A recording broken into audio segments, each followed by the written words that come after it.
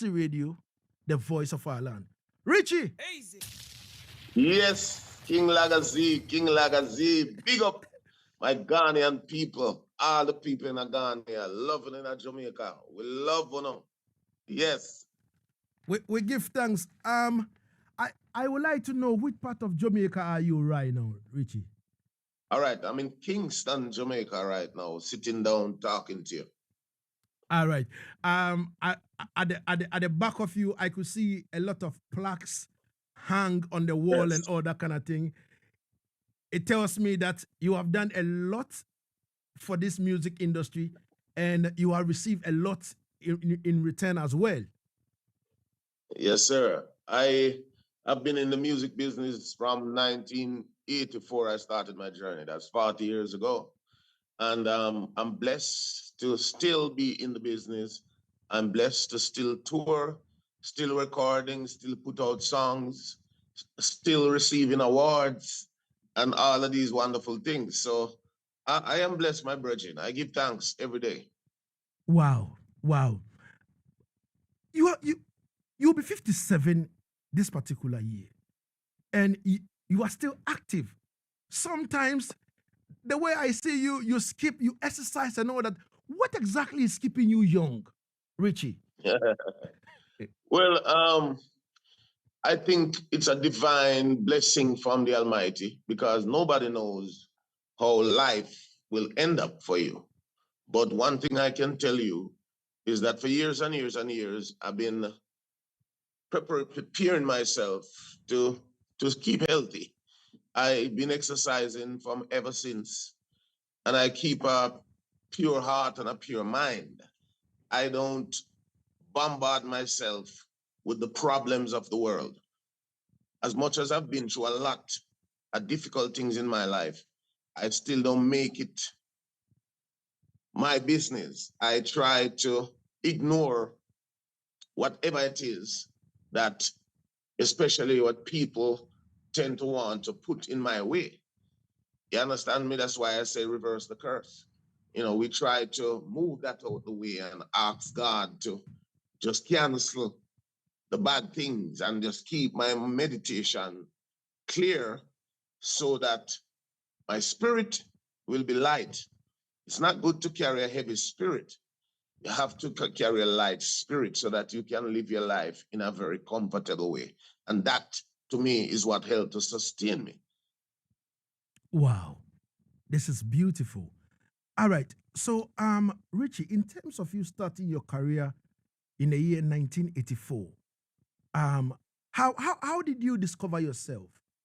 How did you know that you can sing? How did you know that you can become that great as in now? All right. So I basically grew up in a family with some great singers. Mm-hmm. All right. My great grandmother, I didn't know her. She died before I was born, but everybody talked about that lady's voice. She was one of the most beautiful singers. And but I grew up come see my grandmother, who was equally a great singer. My grandmother's voice was very powerful. She's known mainly for power in her voice. So that was a great inspiration for me. But now my mother is one of the best singers I know. You know, she has such a beautiful, beautiful voice. And for years and years, she would sing while I was growing up. And that inspired me a whole lot You talking about to be. you talking about Mama Carmen? Yes, sir. All right. Yes, sir. Mama Carmen inspired me a lot to be the singer who I am today. And she didn't get a chance to rise in the music business and to even get into the music business. Mm-hmm. And that told me earlier that I'm gonna have to make that dream a reality in the family because there's too much singers who didn't get a chance. Mm-hmm. So I started out young when I was 17 to move from the countryside Mm-hmm. to come to Kingston, Mm-hmm. mainly to try and get into the music business. Mm-hmm. So after a few years, I started to record songs. I got a chance to do all of this. And here am I today. You understand? Yeah. Known in the music business and around the world. Wow. Wow. Easy. I know you had a song with your mom, that is Mama Carmen, and you also had an album, with her. Yeah. How was it like working with your own mom? Well, I started working with her a few years ago. Mm-hmm. When I just built my studio, I figured it was a great opportunity to start recording my mother. Because, mama is mama, and I didn't want to drag her to different studios around Kingston. So I never bring her to the studio. Mm-hmm. But when I created my studio, which was about 20 years ago, I decided now that since I have the studio at home in my comfortable space, I can just bring her inside the studio and give her a chance to live her dream. And the first song we recorded was a song called Mama's Blessing. It was a nice success, but the song that did it for us was a song called Shine. Mm-hmm. So Shine did very nice for us. And then in recent years, little bit before the pandemic, we did the album called Mother and Son. So to me, that's one of my greatest achievements in the music business, to get a chance to record a full album with my mother. That is like a great achievement to me. Wonderful accomplishment. I feel good. All right. So in terms of growing up now, recording, how was it like from the 80s? Was there any situation where you have to go by the sound system, you have to go queue at the studios to get recordings done and all that? How was it like for you? All right. So in Jamaica, it's basically the same thing, where you have to move around from studio to studio for producers to discover you and start recording you. But for me, it was a little different. Because I used to sing. I basically started out singing in the hotel industry, singing in a band, and sing top 10 hits from around the world so the tourists could get to dance for nightly entertainment.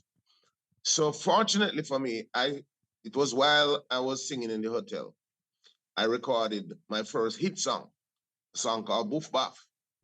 Okay. And when I recorded that song, the song became a hit. And then a lot of promoters and producers was looking for me to record me. So actually, I left the hotel and came straight into Kingston as an artist in demand because I already had a hit. In which year was You that? understand me? Huh? In which year was that? Say that again. In which year was that? Say that again. Your mic went low. Yeah, all right. So I was asking, in which year was that? Oh, that was in 1987. 1987. All right. So around that time, you were in a band singing. So you didn't have the sound system experience, right? In terms Yeah, of... man. I have the sound system. All singers in Jamaica during that time have that experience, because while I was singing in the hotel, I used to do sound system singing on the weekends. Oh, wow. So You understand? yeah, so You couldn't escape that back in the 80s and 90s, because that was just what happens during dance halls on the weekend. The sound system culture created in Jamaica, and it was a very, very popular thing at the time. Dance halls everywhere, and you just have to go there and perform on the sound. So the sound system experience was one that all of us Jamaicans, Jamaican artists, had to do. All right. So let us know which sound system were you on, as in Richie Stevens? Which sound system were you singing on? Well, I pretty much sing on a lot of different sound systems, all the popular sound system from Stone Love to Metro Media to Inner City and all of that. But the sound system that I would say started me off was a sound system from Montego Bay called Electro Force. Mm-hmm. Two sounds, Electro Force and Tika Music. Those two sounds was like the popular sounds in Montego Bay where I was living at the time. Wow. Electric Force and Tika Music. Wow. Wow. Wow. Easy. Ladies and gentlemen, we're reasoning live with Richie Stevens all the way from Jamaica. Easy. And trust me, we are learning a lot, from how he began. You understand me? In terms of what he's doing now. And, even though he was in the band, he said weekends, he go on a sound system. You understand me? And this show is a sound system culture show. So we are very, much interested in the sound system culture, aspect of his career. So, Richie, how was it like? Was it you just going on a sound system to DJ, or around that time when sound system had live singers to clash others and all that? How was yours like? Well, first of all, you can't just show up and expect to sing on a sound system. You have to be invited, because if someone don't know you, they're not gonna give you the mic. You understand me? Mm-hmm. You have to be discovered somewhere. In terms of the performance, sometimes it can be that the sound is in a clash and you're clashing with that sound, so you have to sing against them. Or sometimes it is just normal entertainment where you just come in and entertain the people. So whatever it is, you just have to fit in and you just have to try and be effective.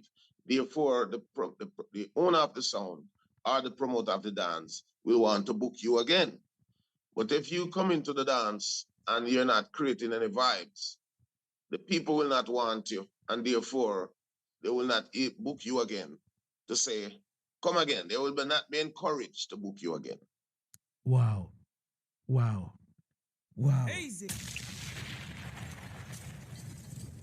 Wow. you need to be good enough for people to kind of endorse you before you can step on a sound system. Wow. Yeah, man, because back in those days, you used to have a lot of good singers and a lot of good DJs walking around looking a break. So you have to be on your A game. You have to be good to maintain a job or to even start a career. All right. Did you ever clash any of the other sound systems? And like you on this sound system and the other artists are over there and singing against them. Yes, man. That's kind of how I grew up, even before I started singing in the hotel. Wow. The first experience is on a sound system, because in every community in Jamaica, mm-hmm. there are many sound systems. That's a normal thing. And that is the normal way of letting your voice be heard. To go next door where the sound is playing and to get a chance to sing on the mic. All right. So that happens during my teenage year. Okay. So. And then when I was about 19, 20, that is when I started working in the hotel. All right. All right. All right. So around that time when you were on the sound system, which artists were some of your colleagues that you used to spar with? All right. So in the early days, mm-hmm. you used to have aspiring artists like myself. Some of them you might not know, because some of them just didn't make it to the big times, you know. Mm-hmm. Candyman was one of them. You have people like Junior History, Cat Pa. Those are some names. One of them is equally out there called Ed Robinson. Okay. Yeah, you understand? Mm-hmm. Knocking on heaven's door. Yeah. But when I step up and move from Montego Bay to Kingston now, then I start singing and the popular sound system, where all the popular artists were my colleagues. Mhm. From Winnie Wonder to Thriller U to Sanchez to you name it, we're all coming up in the business together and start singing. And Stone Love Sound or Inner City Sound or Roadstar or any one of those popular sound systems. Wow. Wow. Wow.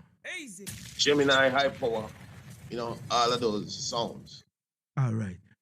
So I know in Jamaica a lot of artists, idolize, other artists and all that and all that. Which artists were you idolizing around that particular time? Dennis Emmanuel Brown. Wow. Yeah, man. Dennis, without a doubt, was everybody's idol. He was like the standard of singing during that era. Mhm. He's the man that everybody wants to sing like. Dennis Brown, we used to say every artist is a fan of Dennis Brown. That's how much we love Dennis Brown. And a lot of us came in the business sounding like Dennis Brown. Some of the greatest singers too, like Frankie Paul, Mhm. Luciana, myself, George Nooks, you name it. We all patterned from Dennis Brown style to get into the business. Wow. How was it like, you know, in terms of someone you idolize so much that one day you have to end up with this person in the studio and record a song entitled Brick Wall with Dennis Emmanuel Brown? How was the experience like? Were you starstruck? By the time we record Brick Wall, I was cool because I know him a few years before that. The first time meeting Dennis Brown was at a studio called New Name. And when I met Dennis Brown was one of the humblest artists I ever met. He was just very kind to me because by then I had a few songs out. And I remember him saying to me, Richie Stevens, and he's a man that is always smiling. Richie Stevens, you know, you sound really good. You've got one of the best voices as a young artist coming up. I love your voice. Your range and the power is excellent, my friend. Keep it up. That is what he said to me. Mhm. So I'll never forget because I know I learned from him how important it is to tell a young entertainer on the rise, tell them about honestly how you feel about their talent. If they can really do it, if they're truly blessed, it is very important to let them know because that will even help to build their confidence Mhm. more. You understand? Mhm. So I've learned a powerful lesson from Dennis Emmanuel Brown. And from that, we've been very, very good friends. And not just that, he invited me to a concert that was happening the same weekend that we met. That was in the year about 1990. That's when I met him. And he invited me to a concert and called me up on stage and said, people, there is a young singer by the name of Richie Stevens. I truly love this singer, and I would love to bring him up on stage to sing a song with me now. Come up, Richie. So till this day, that is one of the most beautiful experience I've had in music business. Wow. With the crown prince of reggae music. Yes, sir. Wow. Mhm. Wow. Mhm. Wow. So all the artists you have worked with in terms of you doing a collab with Maxi Priest, Sanchez, Mhm. and all of them, which one, Garnet Silk and all that, which one would you say, you know, it was like the thing for Richie Stevens? Like, I have this and I'm okay with it.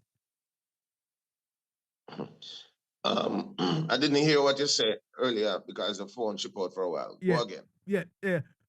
I am asking that upon all the collaborations you have done with the Mhm. likes of Garnet Silk, with the likes of Maxi Priest, Sanchez, and among Sanchez. Yeah, Mm-hmm. and among others. Which one would you say stand out for Richie Stephens?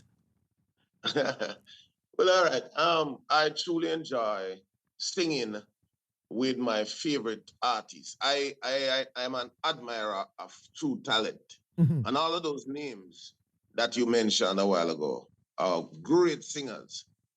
And I enjoyed them all. Every time I go inside the studio with some of my favorite artists, it's something that I really look forward to.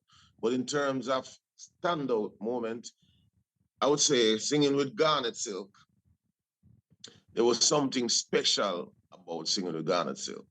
First of all, the song that we did together is called Fight Back.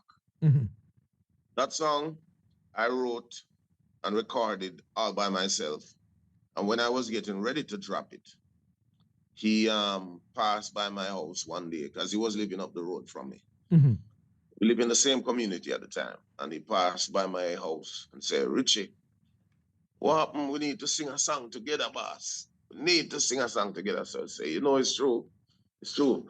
But you know what? Later on, I will come and visit you because there's a song that I'd love for you to hear. I think you might like the song. You know, the Garnet Silk is a Rasta man, roots and culture. Mhm. And the song was basically a song that would talk about the same thing that he loved to sing about. So I went by his house, played the song for him, and he was so blown away by the song that he asked me, when can we voice this? He need to voice on the song now. So what I did was to go back to the studio and take out some of my parts and just basically put him in the song. And I remember when we finished recording the song that day and we're playing the song in the studio, and the studio went very quiet. Everybody was just quiet, listening to the lyrics of the song, and some people closed their eyes, and some people just a groove to the song, and it was a certain feeling in the studio. You could feel how important the song was going to be for music business or for people who love music. So the song came out and was an instant hit. And unfortunately, we only performed the song one time before the unfortunate passing of Garnet Silk. All right. May his soul rest in perfect peace. Yes, sir. Now, Richie, in the Mm-hmm. year in the year 1993, 1994, that way, you were on tour with the Great Shabarangs in the UK, Mm-hmm. and then now, a connection happened where you had to voice for Soul to Soul. Mm-hmm. How did that happen? What exactly happened in the UK? All right. So Soul to Soul during that time was like the biggest group in the world.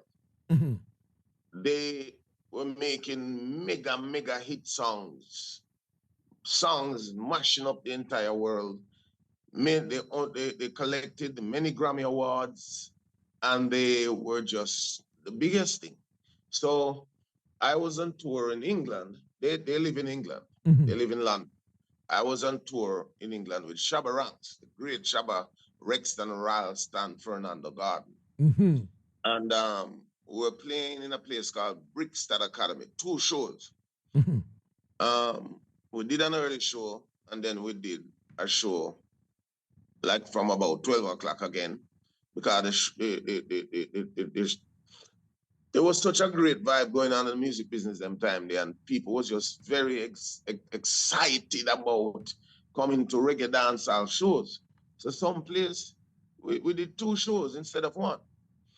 So I remember the second show after performing, someone came to me and said, Jazzy B, who was the leader of Soul to Soul, Mhm. he's here to see me.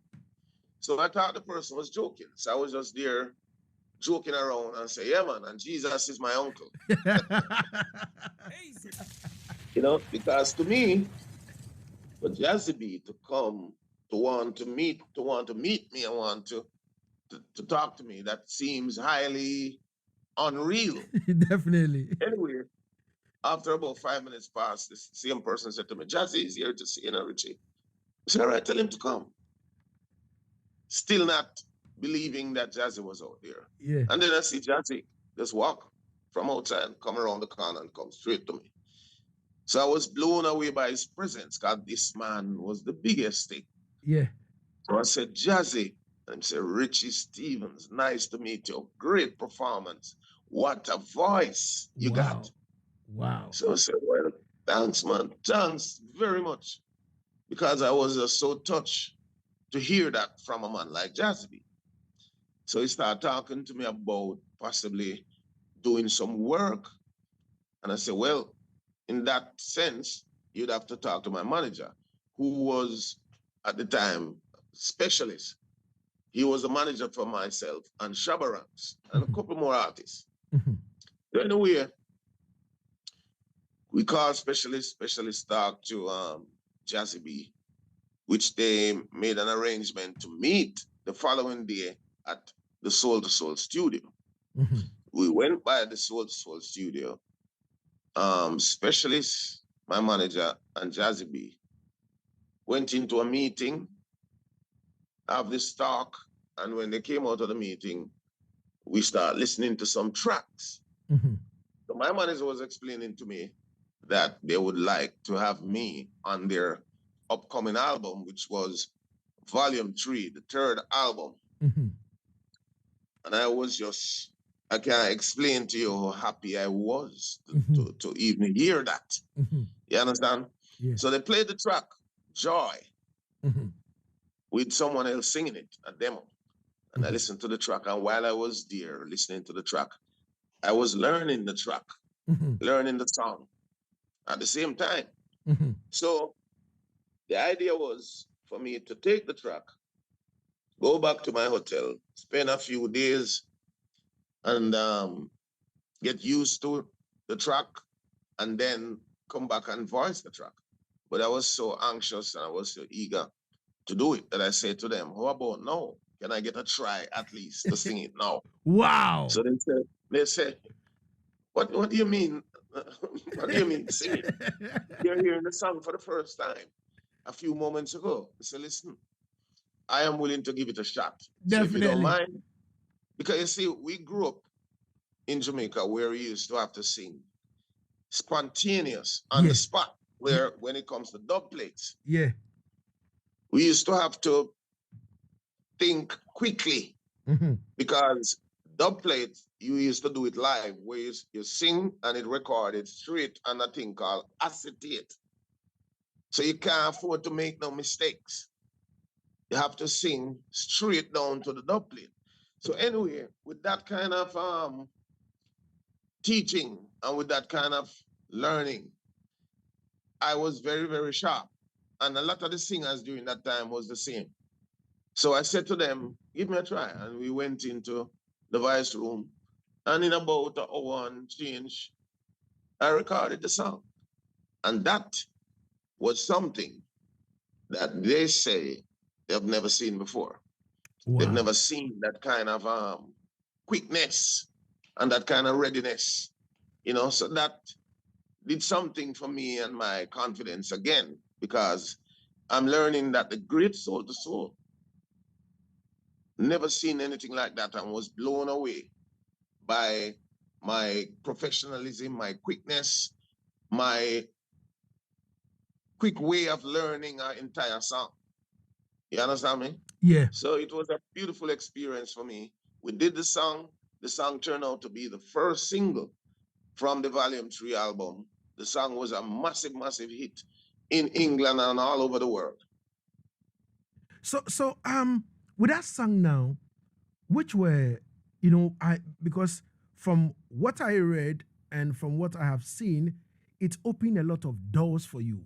Can you? Yes, sir. Can you tell us about that? So when we did that song, and the song blew up, there was about 12 big major labels in England that wanted to sign me, wanted to sign a contract. Columbia Records, Epic Records, and those record companies are like giant record companies. Yeah. All right. And my manager didn't want me to necessarily sign to a company in England. He wanted to sign me in America. Okay. because America is the biggest market, Mm-hmm. and it's the easiest way to try and break out internationally. Mm-hmm. So we went and performed on the Arsenio Hall show, Wow. myself and Pure to Soul. And the Arsenio Hall show is like the biggest show in the world. It's a nightly entertainment show that Mm-hmm. over 40 million people watching live. And we perform on that. And after my performance, Motown, the legendary Motown, the biggest record company for black people in America, Mm-hmm. the legendary Motown, they saw me performing, and that is the company that signed me. Wow. Easy. Mhm. Ladies and gentlemen, my guest is Richie Stevens. 33 minutes going into the R2 on Asaase Radio. Asaase Radio. And please, if you are live on our Facebook page, that is Asaase 995 page, please share the link Easy. and spread the word. Share the link and spread the word. You understand me? Keep your comments, coming. You know what I mean? Benedict Jaffe says, Lagazee, please ask him more questions about his sound system engagement back then. All right, we will step back to that again. But Richie, aside all these things, aside all what you have achieved in the musical space and all that, there is one side of you that is you always get involved in humanitarian activities. You always support your community, in terms of building schools and all that kind of thing. I would like to know how important is that to you in terms of you living in the community and you decide to give back to the community. Mhm. A lot of artists don't Well, do that. I know I a lot of artists who are rich, they've got mhm, money, they step on social media and they flex, they do a lot of things and they don't do nothing to support their communities. mhm. But you are doing Well, that. I have been doing that from I was about 19, 20. When I just got my break, I started the Richie Stevens Youth Club in my community. Even though I'm living in Kingston and Westmoreland, where I'm from, is 4 hours away from Kingston, but I still find time to do it. I think it's necessary to do things to help your community because what that does, it will inspire a lot of younger people who want to get into music or who want to make it in life. That if I can do it, you can do it too. So that is the central message that I was trying to send to my community and the young people coming up in my community. I supported the community through music, through sports, because I started a football competition called Richie Stevens International League, where over 42 teams from my community and surrounding communities would join. I adapted the old age home, which is the infirmary that old people in the twilight of their lives who need care, that is where they would go if they don't have anyone to care for them. So I adopted them for a while. So I've done a whole lot of community work in the past. You understand me? Mm-hmm. It is necessary because to me it's a way to extend blessing that I've been receiving over the years and years and years. So it's a wonderful thing, and I encourage people on a whole, once you can afford to do something to uplift or to help the less fortunate people in your community or elsewhere, please do it. It's a way for you to continue your blessing and it's a way for you to touch the lives of other people. All right. So in this particular sense, what happened before you adopted Copper Cat? Mhm. All right. It was during my time of being very active in my community. Mm-hmm. Met this 7-year-old child Mm-hmm. that was in a bad condition, having sores all over his body, and it was really bad. And I saw him, but what inspired me and what touched me was his ability to reason Mm-hmm. and the outstanding personality Mm-hmm. that he had during that time Mm-hmm. as a young 7-year-old. So he was there talking to me, and I was just saying, my God, this is a special s- person because the spirit of a human being is something that I admire deeply, Mhm. because your spirit is really who you are. And one of my good friends came on the scene while I was talking to this child and was telling me his situation that he's kind of having it really rough as a child. Mhm. And I remember start thinking about doing something to help him. I was thinking about that. But he was also thinking that he would love to come to Kingston with me.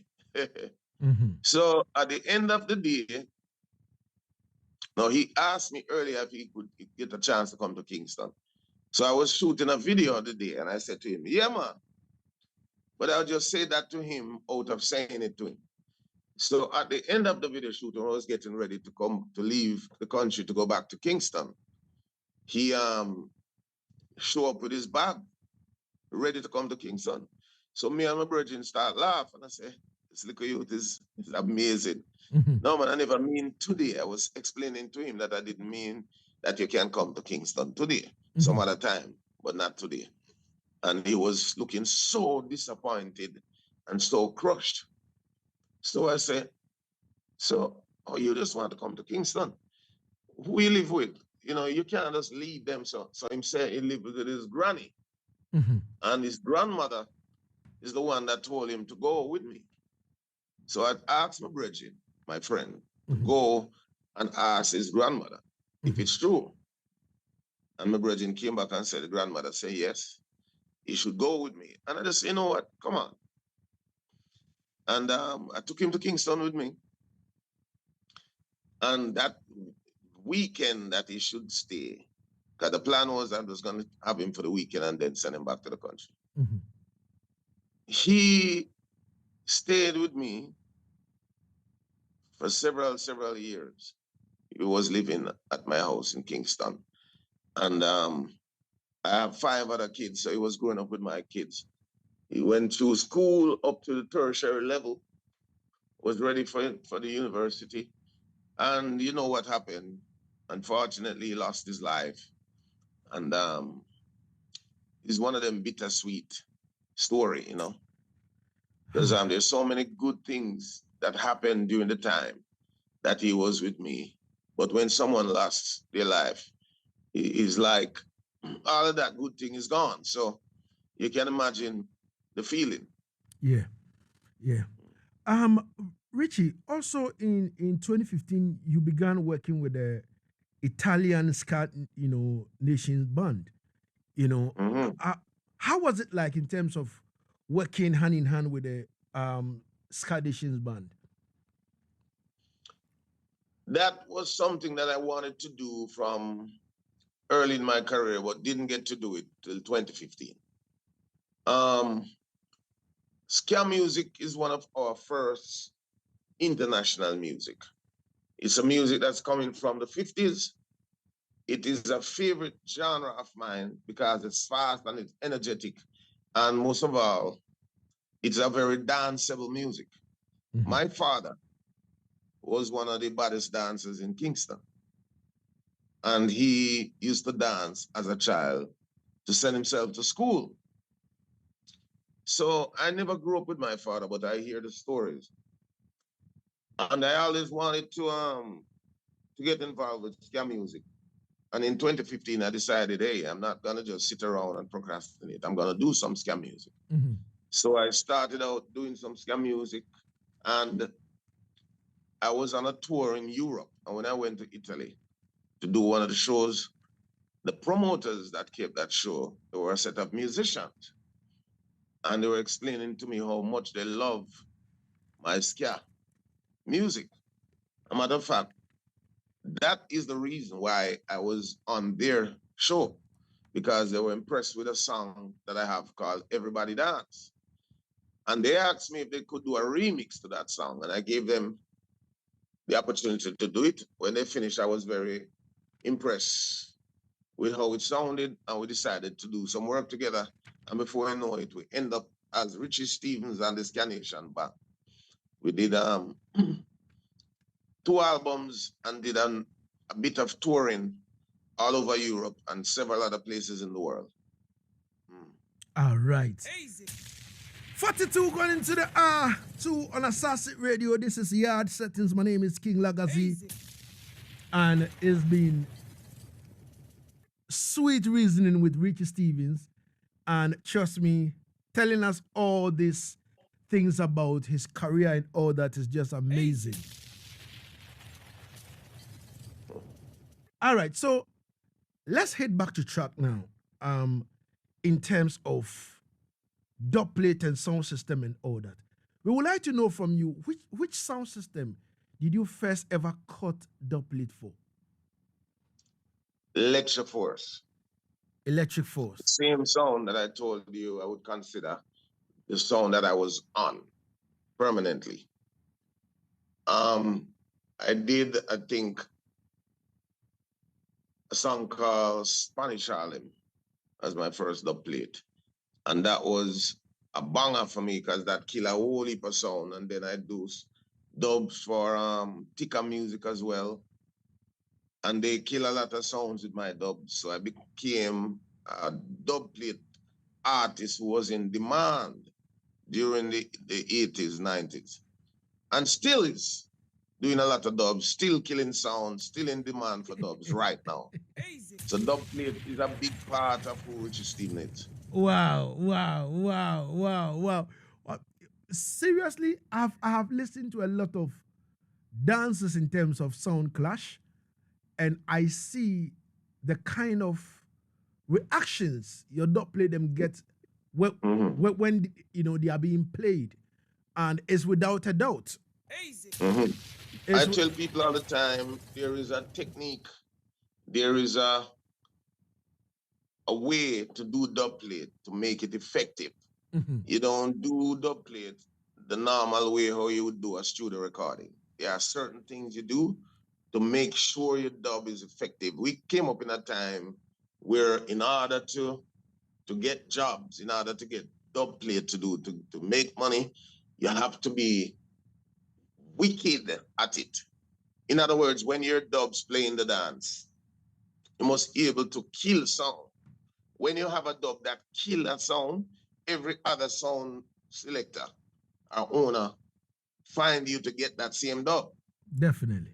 So we have no doubt but to go in and find a way to make that dub so effective that you murder people's sound. Definitely. So we learn how to do that. All of the singers from the 80s, myself, Cocotti, Sanchez, Courtney Melody, all of the artists them from them time that we have to be wicked at dubplate in order to help to sustain. Nice. So Junior Maestro says, all the way from Norway, he said, Lagazee, we want to know about those mangoes in his yard, so that anytime we visit Jamaica, we can go there and enjoy some of the mangoes. My mango tree is more famous than me, Lagazee. It's serious. My mango tree is a world mango tree. Yeah, man, the mango tree is bearing right now. There are lots of mangoes on it right now. But I give a lot of credit to Ninja Man. Definitely. Ninja Man is the man who bust the mango tree. Definitely. You understand? Ninja Man, come on me yard, climb the mango tree, thief off the mango them, and the mango tree just bust. Asaase Radio. Yeah, man. Yeah, man. All right, Richie. At a point in time in your career, I think in recent times there were a lot of I don't know whether backlash or how to call it. And then now we saw Richie Stevens releasing spiritual songs like "Reverse the Curse" and all that. What exactly was the issue, and how come this particular songs at this particular time? So life itself is a struggle. I've been through a lot in my life and career. You understand?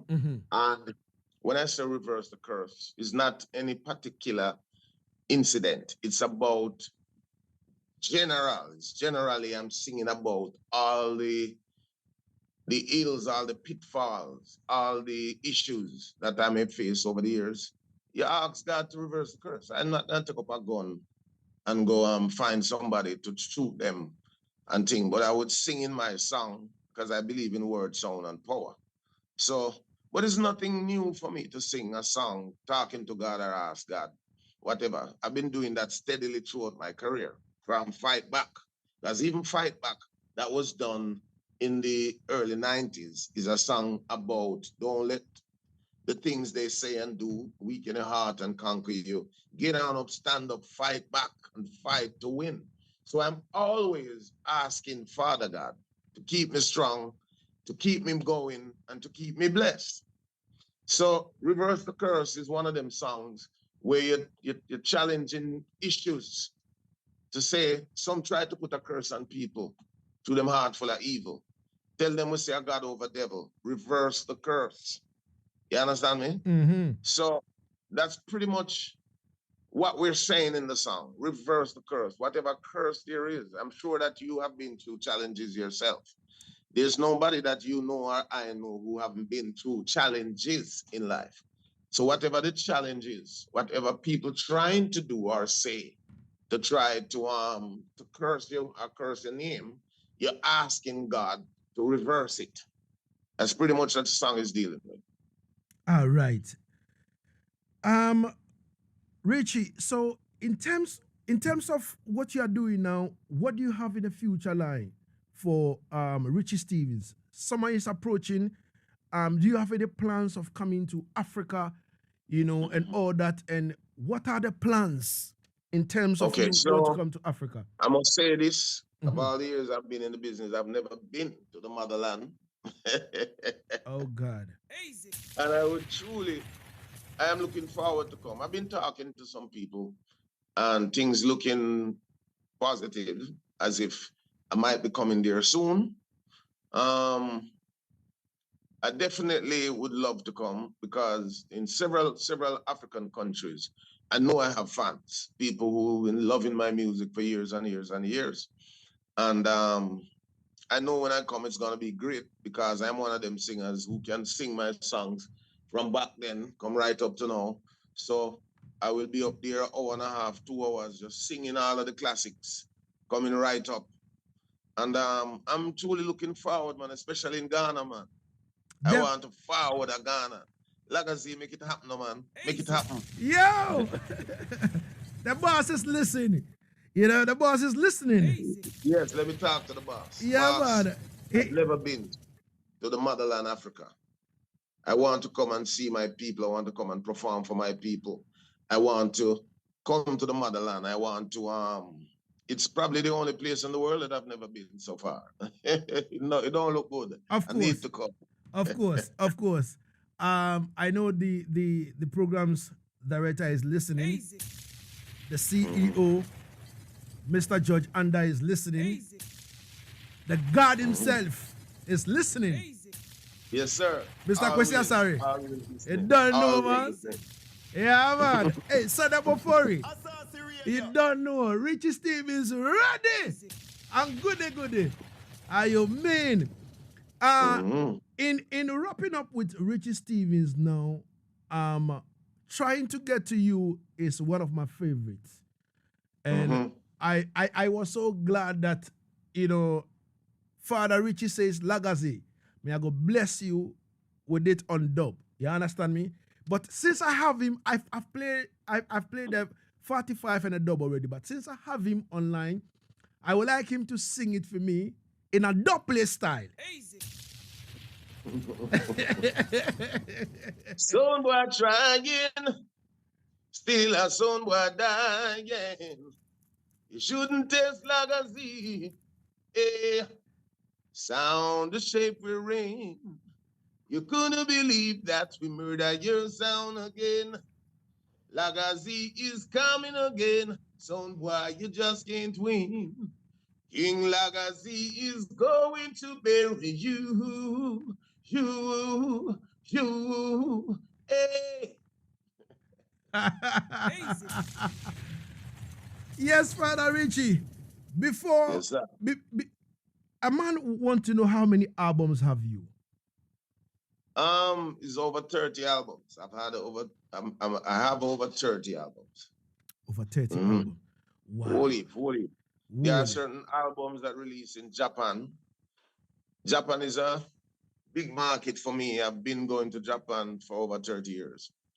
And we have about 4 or 5 albums that release in Japan alone.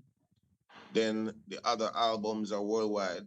And I have different styles of album. I have ska albums, I have lovers rock album, I have roots album, I have a ballad album. So many albums, Virgin and thing. But I love the work and I still have many albums coming. You understand me? Yeah, Yo, listen, I don't tell you already that the boss himself is listening.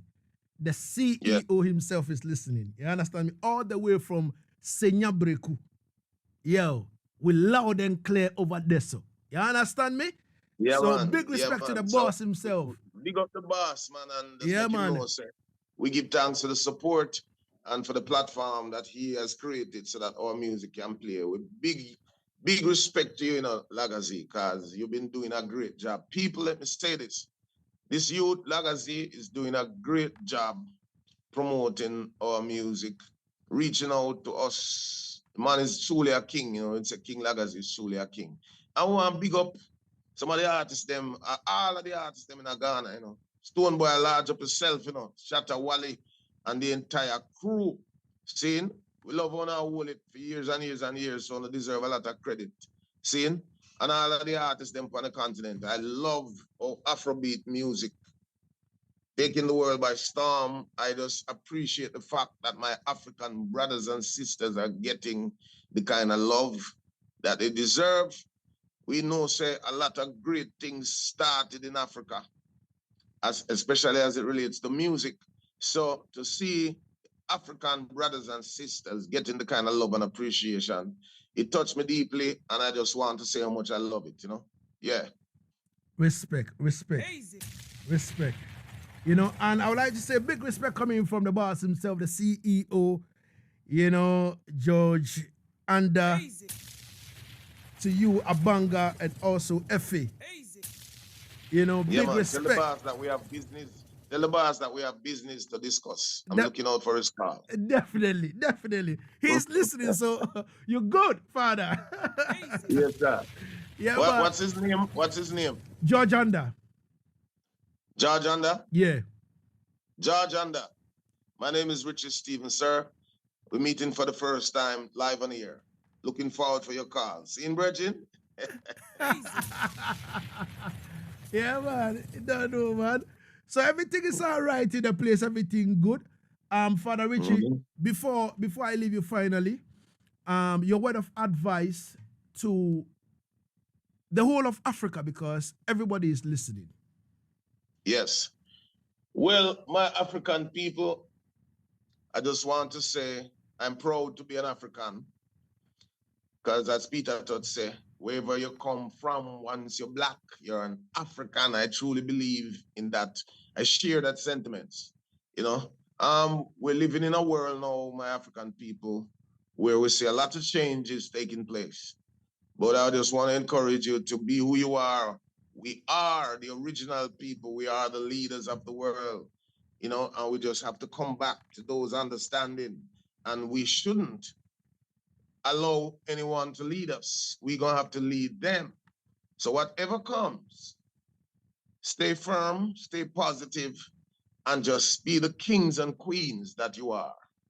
You understand me? That is my message to my African brothers and sisters. We won't let anyone impose upon us what we should do or how we should live. We're going to maintain who we are in the name of the Most High God, because nobody not powerful like the Almighty. You understand me? And we just have to just hold firm, live in one unity. I pray to see the day when African countries come together. Probably the time is now to say, hey, there's one way and it's God's way. And that's how we are live. Seeing? Blessings. Easy. Thank you so much, Richie Stevens, for your time and space. Yes, my brethren, and it was honor for me to sit here and talk to you and to talk to my brothers, African brothers and sisters, and people listening anywhere you're at in the world. I'm grateful for the opportunity to have this interview. Blessed love.